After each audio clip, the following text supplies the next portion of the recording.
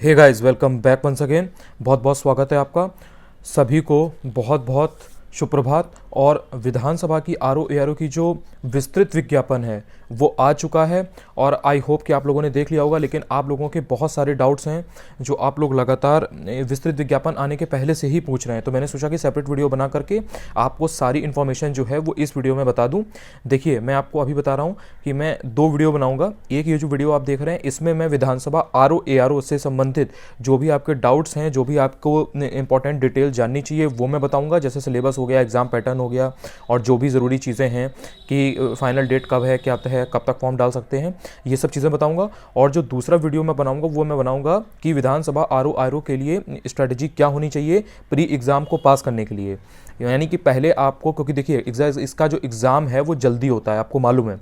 तो सबसे पहले आपका लक्ष्य ये होना चाहिए कि आप प्री एग्ज़ाम कैसे निकालें। तो प्री एग्ज़ाम निकालने के लिए अगर आपका 90+ स्कोर 100 में से बन रहा है तो आप आराम से कर ले जाएंगे, ठीक है ना। तो आपको ये चीज़ ध्यान देनी है कि वो जो वीडियो मैं बनाऊंगा उसमें मैं स्ट्रेटजी बताऊंगा।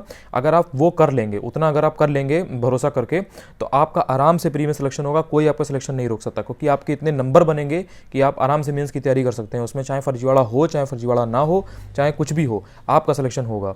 तो वो स्ट्रेटजी मैं जो बताऊंगा वो दूसरा वीडियो आप देख सकते हैं। इस वीडियो में हम लोग बाकी बात करेंगे, ठीक है।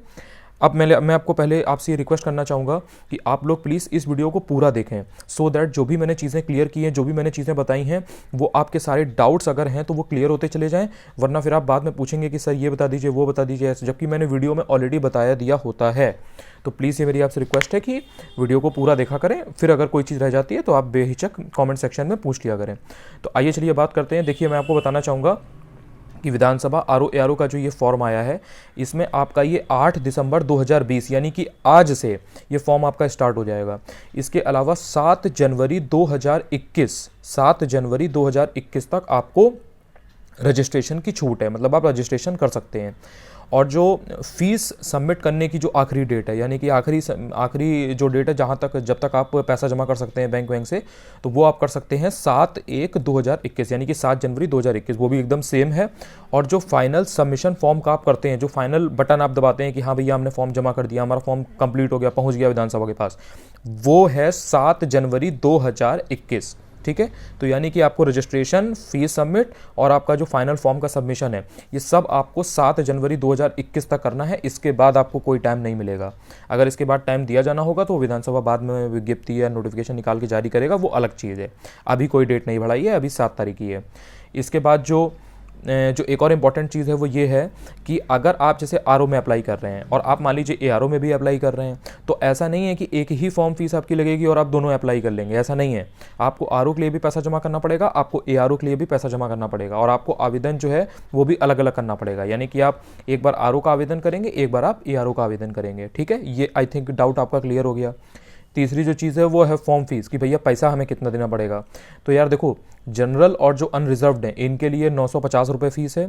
इसके अलावा जो ओबीसी वाले हैं उनके लिए भी 950 है, उनको भी कोई छूट नहीं है। इसके अलावा जो SC ST हैं उनका 850 रुपया है, और जो EWS वाले हैं उनका भी 950 रुपया है।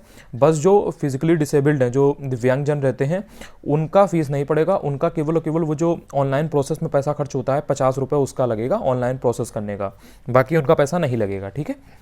अब इसमें जो एक और इम्पॉर्टेंट बात है जो ध्यान देने की है वो ये है कि यार जो फाइनल ईयर वाले बच्चे हैं, यानी कि जो अभी फाइनल ईयर में हैं, वो भी अप्लाई कर सकते हैं। लेकिन उनको एक बात ध्यान रखनी है कि जब इसका एग्ज़ाम होगा, जैसे इसका एग्ज़ाम अगर मान लीजिए हो रहा है 1 फरवरी को, तो 1 फरवरी के पहले तक आपके पास, मतलब 31 तारीख तक, 30 तारीख तक आपके पास जो आपका फाइनल ईयर का मार्कशीट है वो आ जाना चाहिए। अभी आपके पास नहीं है, कोई बात नहीं, लेकिन जब एग्ज़ाम हो उसके पहले तक आ जाना चाहिए, ठीक है। ये एक इंपॉर्टेंट बात थी। ये एक डाउट बहुत लोगों का आता है कि हम फाइनल ईयर में हैं तो क्या हम डाल सकते हैं कि नहीं। इसके बाद जो बात आती है वो ये है कि जितनी रिक्तियां हैं उसके कितने गुना अभ्यर्थी जो हैं वो मुख्य परीक्षा के लिए बुलाए जाएंगे। तो यार रिक्तियों की जो भी संख्या है उसके 15 गुना अभ्यर्थी बुलाए जाएंगे मुख्य परीक्षा के लिए। तो ये एक थोड़ा सा अच्छी चीज़ है। वैकेंसी ऑब्वियसली बहुत कोई ज़्यादा नहीं है, बट ठीक है, निकाल दी हैं, यही क्या कम है। तो 15 गुना अभ्यर्थी मुख्य परीक्षा के लिए बुलाए जाएंगे। इसके अलावा जो एक चीज़ ध्यान देने की है वो ये है कि जो SC ST हैं ठीक है, उनको ये चीज़ ध्यान रखनी है कि उनका जो मिनिमम जो मार्क्स है उनका वो 35% से कम ना हो, प्रारंभिक परीक्षा भी और मुख्य परीक्षा की, तभी उनको आगे मतलब उनको लिया जाएगा। मतलब अगर 35% से भी नंबर कम है प्री और मेंस में तो उनको कंसीडर ही नहीं किया जाएगा। और जो अन्य श्रेणियां हैं और जो अनरिजर्व्ड हैं उनके लिए यही स्टैंडर्ड बनाया गया है 40% का। मतलब अगर 40% से नंबर कम है तो कंसीडर ही नहीं किया जाएगा। ठीक है, तो आप इसको एक तरीके से मतलब कट ऑफ टाइप देख सकते हैं, कट ऑफ कह सकते हैं।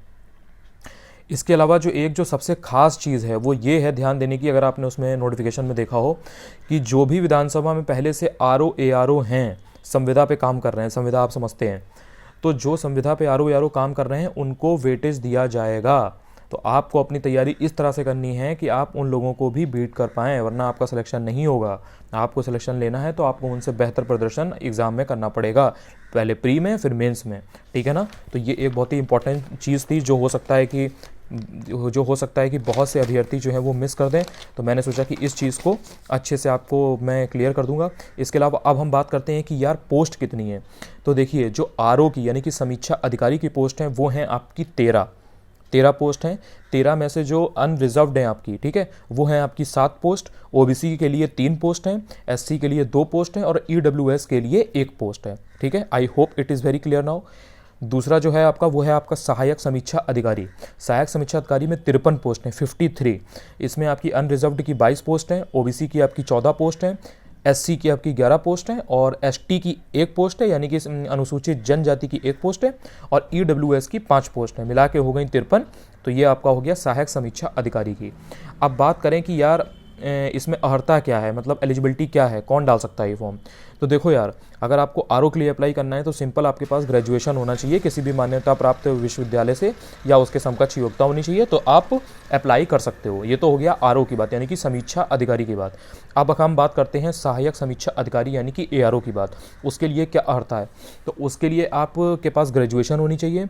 ग्रेजुएशन के साथ साथ आपके पास निलिट द्वारा प्रदत्त ओ लेवल या फिर इसके समकक्ष जो है वो क्वालिफिकेशन आपकी होनी चाहिए। और तीसरी चीज़ ये है कि जो कंप्यूटर है, कंप्यूटर में हिंदी टाइपिंग आपको आनी चाहिए और मिनिमम 25 वर्ड पर मिनट। मतलब अगर आपकी 30 है, 35 है, 40 है तो वो तो और अच्छी बात है, लेकिन अगर आपके 25 से कम है तो आपका नहीं होगा, वो कंसिडर ही नहीं किया जाएगा। तो मिनिमम आपकी 25 वर्ड पर मिनट स्पीड आपकी होनी चाहिए हिंदी टाइपिंग में, कंप्यूटर में। नीलेट का ओ लेवल हो गया या उसके समकक्ष योग्यता।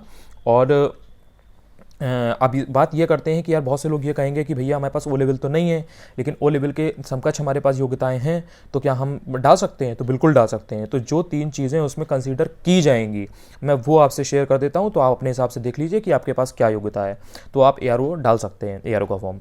पहली चीज़ ये है कि अगर आपके पास कंप्यूटर साइंस में डिप्लोमा है तो आप एलिजिबल हैं। आपके पास ओ लेवल ना हो चल जाएगा, आपके पास कंप्यूटर साइंस में डिप्लोमा होना चाहिए या फिर कंप्यूटर साइंस में आपके पास डिग्री होनी चाहिए।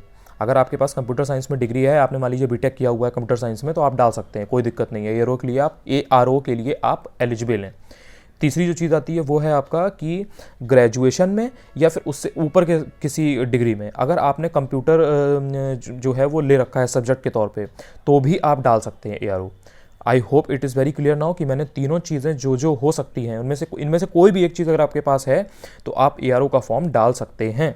ठीक है, अब इसके बाद जो मैं बात करूंगा वो ये करूंगा कि भाई प्री एग्ज़ाम का और मेंस एग्ज़ाम का पैटर्न क्या है। तो यार एक सबसे बड़ी जो रिलीफ विधानसभा ने दी है वो ये है कि जब इसका पहले एग्ज़ाम हुआ था, ठीक है, तो क्या हुआ था कि उसमें 25 नंबर की मैथ आती थी, 25 नंबर की रीजनिंग आती थी, 25 नंबर की हिंदी आती थी, 25 नंबर का जीएस आता था। 100 नंबर का पेपर होता था, 25-25 का आता था। इस बार जब वही विधान परिषद का एग्जाम हुआ है 22 नवंबर को और 29 नवंबर को, तो आपने देखा होगा कि 50 नंबर की हिंदी थी, 50 नंबर का जीएस था और एक सामान्य सा पेपर था, 100 नंबर का पेपर आया था। ठीक है, इस बार यही कयास लगाए जा रहे थे, यही उम्मीद भी थी कि विधानसभा भी ऐसा ही करेगा। ठीक है, तो विधानसभा ने वही किया है। विधानसभा ने इस बार अपना पेपर पैटर्न चेंज कर दिया है। इस बार क्या होगा कि समान अध्ययन के यानी कि जीएस के, जनरल स्टडीज़ के 50 क्वेश्चन आएंगे 50 नंबर के। हिंदी जो है आपका वो भी आपका 50 क्वेश्चन आएंगे 50 नंबर का, यानी कि टोटल आपका 100 नंबर का पेपर होगा। लेकिन इसमें एक अच्छी चीज़ ये है कि भाई जो आपको टाइम मिलेगा वो आपको 2 घंटा मिलेगा, यानी कि 120 मिनट। और क्वेश्चन कितने हैं? 100 ही क्वेश्चन है। तो ये हो गई आपकी प्रारंभिक परीक्षा की बात। या आरओ दोनों के लिए सेम है। ठीक है, अब हम जो बात करेंगे वो बात करेंगे मुख्य परीक्षा की, यानी कि R O A R O की जो मुख्य परीक्षा है उसकी बात करेंगे। उसमें क्या होगा, तो देखिए उसमें क्या होगा कि जो आपका सामान्य अध्ययन का एक पेपर होगा, वो सामान्य अध्ययन का पेपर आपका 2 घंटे का होगा, 2 घंटे का 120 मिनट, और उसमें आपको 140 क्वेश्चन करने होंगे और 140 नंबर के भी होंगे, यानी कि 140 नंबर का होगा, 140 क्वेश्चन होंगे और 120 मिनट मिलेगा। और जो दूसरा आपका सेक्शन है वो है आपका हिंदी का। हिंदी में आपके 60 मिनट मिलेंगे और 60 ही क्वेश्चन आएंगे, यानी कि 60 नंबर का पेपर होगा, 60 क्वेश्चन आएंगे और 60 ही मिनट मिलेंगे। तो आपका ये मिला करके हो जाएगा 140 और प्लस 60 यानी कि 200 नंबर, यानी कि 200 नंबर की मेंस परीक्षा होगी। और ये ऑब्जेक्टिव होगी, कोई सब्जेक्टिव नहीं है, इसमें आपको कोई ऐसे वैसे नहीं लिखना है। तो ये प्री और मेंस का मैंने आपको पूरा बता दिया। तो ये यहाँ पे ये वीडियो जो है, इसमें मैंने आपको जितनी भी खास बातें विधानसभा आर ओ एग्ज़ाम से संबंधित हो सकती थी, मैंने वो सारी बताने का प्रयास किया है। अगर आपको मेरा ये वीडियो इन्फॉर्मेटिव लगा हो, काम का लगा हो कि हाँ मैंने आपको टू द पॉइंट चीज़ें बताई हैं, आपका टाइम नहीं खाया है, तो आप प्लीज़ चैनल को सब्सक्राइब कर लीजिए और लगातार मुझसे जुड़े रहिए। जो दूसरा मेरा वीडियो आएगा मैं उसमें पूरी स्ट्रेटजी बताऊंगा। उतना अगर यार कर लोगे डेडिकेशन से, बिना डाउट किए, तो सिलेक्शन हो जाएगा प्री में। और जो मेंस है वो भी मैं उसमें बताऊंगा या मैं तीसरे में बता दूंगा। तो पहले आपका जो लक्ष्य है वो प्री निकालना होना चाहिए, क्योंकि मेंस के लिए तो स्टिल आपके पास टाइम है, लेकिन प्री के लिए आपके पास टाइम नहीं है। ठीक है, लगातार यार पढ़ते रहो, सपोर्ट करते रहो। जय हिंद, जय भारत।